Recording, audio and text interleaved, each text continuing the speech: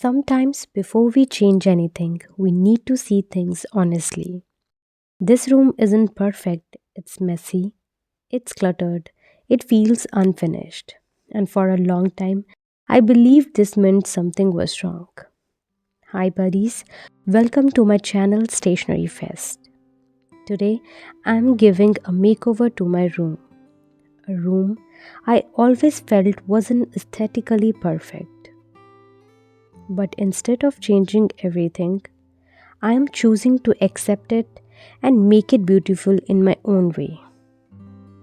Every morning, I stand here holding my cup, looking outside.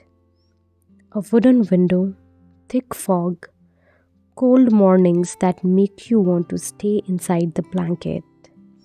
For the longest time, I felt this window wasn't aesthetic enough. Social media shows us perfection, perfect rooms, perfect aesthetics, perfect lives. But real life doesn't look like that. We don't live inside the Pinterest boards. We live inside real rooms with real furniture and real emotions. And these ordinary things are actually our biggest treasures. A new year is coming.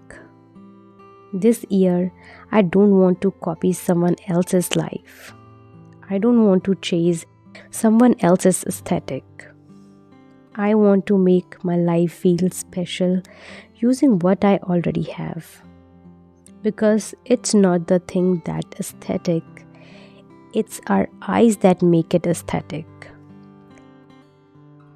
Decluttering isn't just about cleaning a room. It's about letting go of the pressure to look perfect. One item at a time. I choose calm over chaos, intention over noise. I used to hide this window, push things away from it, but today I move closer. I placed my table beside the window. Not to make it Pinterest perfect, but to remind myself every day to accept what I already have. A clean table, a fresh cloth, a little greenery.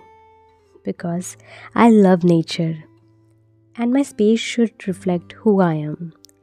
These journals aren't just stationery, they are reminders to write, to create, and to grow slowly.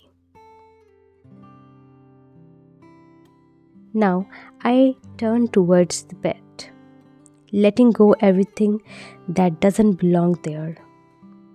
Cleaning space for rest, cleaning space for comfort. Clean sheets, soft layers, a warm blanket placed gently. Slowly, the room feels complete. Not perfect, just calm.